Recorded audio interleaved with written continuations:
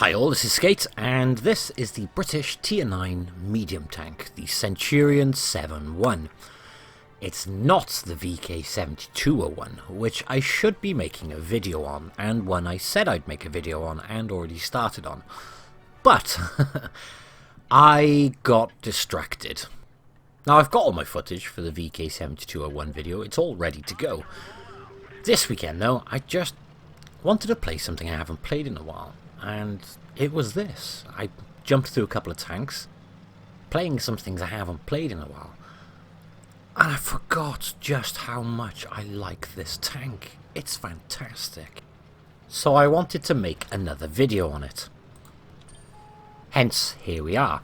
And I will probably make the 7201 video this week. I just had to talk about this for a second, because again, it's one of those tanks at tier 9 you don't see a massive amount. Yeah, there's T-54s absolutely everywhere, but not 7-1s. And then that got me thinking, I haven't played my 7-1 in ages, and I love this tank. In fact, it's a personal preference, and I know many people will disagree, because I've said this previously. But as a personal preference, I prefer the Centurion 7-1 to the FV4202. And I'm still waiting for the day where we hear news from Wargaming that a Centurion Action X is on its way, because that would make me a very, very happy man. But there is absolutely no rumour, no mention of it whatsoever for a long time now, so I wouldn't be surprised if it's just been thrown on the back burner. Or in that meh, we'll get to it eventually pile. But yeah, after jumping in my Centurion 7-1 this weekend, and I haven't played it in ages, it did get me thinking as to why I haven't played this tank in ages. And I don't know. I mean, it's not the greatest on credits, especially if you're running the Hesh gun. And especially if you're missing shots with the Hesh, it's going to cost an arm and a leg. In fact, even if you're running a premium account and you're playing with Hesh, it's going to cost a fair amount. But honestly, aside from that, why would you not want to play a Centurion 7-1? Why do we not see masses of these things around the battlefield? And that's probably because, well, yeah, the credit thing. And its hull is very, very squishy. It's not just stereotypical medium. I mean, for starters, that's my top speed. And an IS-7 was catching up with me. For a medium tank, it's not great. Granted, it gets to its top speed very nicely, very quickly. But then there are other problems. You can massively reduce your damage per minute if you want heat. Now, having that heat would then allow you to be more offensive, more aggressive to things like that Jaegeru frontally. Because in that scenario, you'd be able to penetrate, only as an example, its upper casement or the cheeks of an E100. If you're playing with the Hesh gun, you've got no hope in hell of penetrating something like that. Unless you go, of course, to the weak spots. Yet, I would still pick the Hesh gun in every single scenario possible. If I'm facing something like a Jaegeru or an E100 frontally in this thing, I am definitely doing it wrong, and as a result I need to rectify that, adjust the way I'm playing the tank, or adjust my positioning with the tank. What I will actually do when I'm playing this tank is try my hardest to try and use the Hesh as much as I can. Try and put the tank in scenarios, environments where I can just use Hesh. And it does burn credits, and that kind of might be one of the reasons I stopped playing the Centurion so much. But I tell you what, when I do go back to it, I love it every single time. Yes, it's squishy. Yes, its hull is squishy, we'll touch on that in a minute. And yes, the top speed is severely capped for a medium tank. I mean, you're looking 40 kilometers an hour pretty much, unless you can get down a slope with a good wind behind you. Other than that, that's pretty much your limits. Your hull, well yeah, it is massive, and it is squishy. So when you're on the flat and you're exposed like this, no one's going to be shooting at your turrets, they're all going to be shooting at your hull.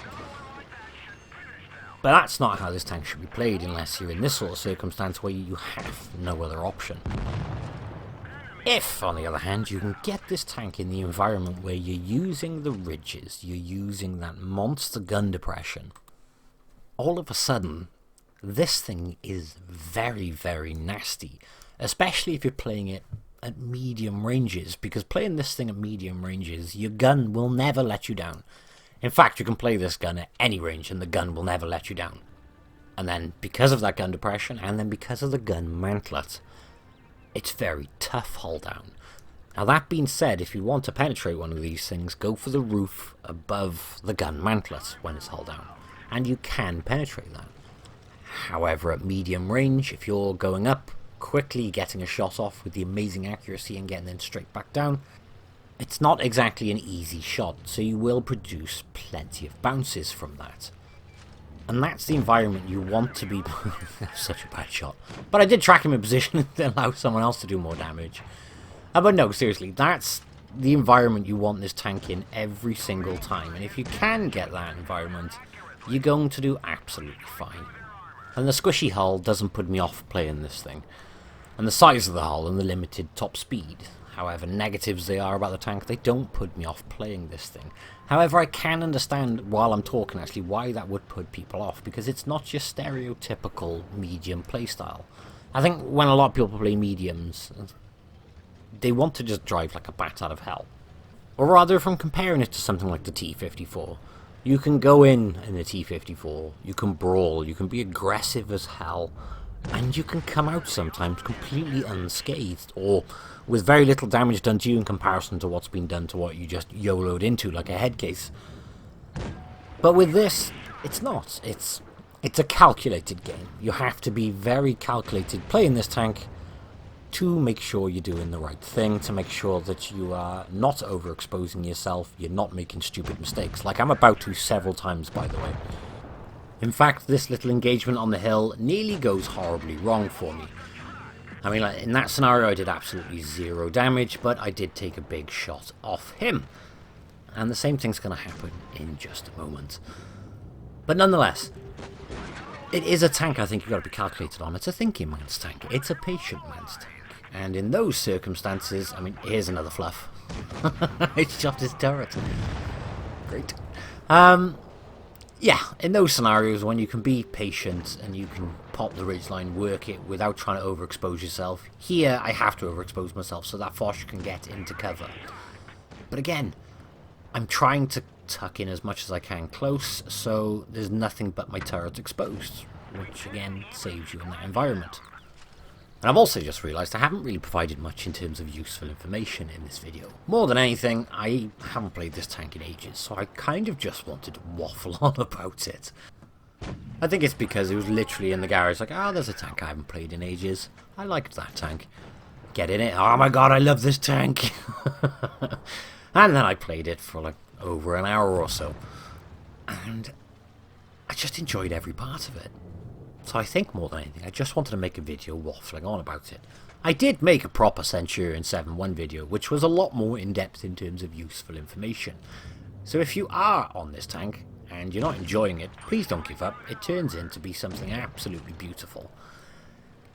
And I hope that video may be of some use, because this one, more than anything, is just me waffling on and spamming Hesh. Which, by the way, there's no such thing as a filthy gold spammer if you are playing with the Hesh. Because if you're not playing with the Hesh, you're not playing this thing right. In fact, if I can give one useful thing in amongst all this waffle about how I love the Centurion 7.1, let me just say this. If you haven't played a huge amount with Hesh, and you don't know too much on the numbers of what tank has what armor thickness here and at what angle, etc., just every time you're going to take a shot in this thing, quickly switch to the Hesh and then back to the APCR.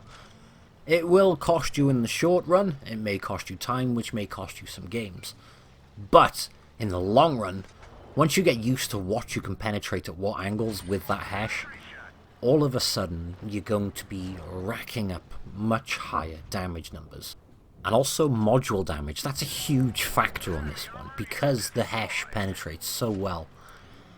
It has increased module damage, which means you're going to be wrecking things left, right and centre, which again improves your chances at a win, which anything you've lost in the short term in terms of win rate trying to practice this, you will gain, especially if you intend on playing this tank more and more. I have tons more footage on the Centurion 7.1, so I think I might make a proper video. Not straight away, don't worry. I have to get that VK7201 video out. but this was more waffling on, I suppose. Anyway, I hope you enjoyed this ramble. Thank you all for watching, and I will catch you in the next one, which will be VK7201, and it will be very soon. Thanks for watching. Bye-bye.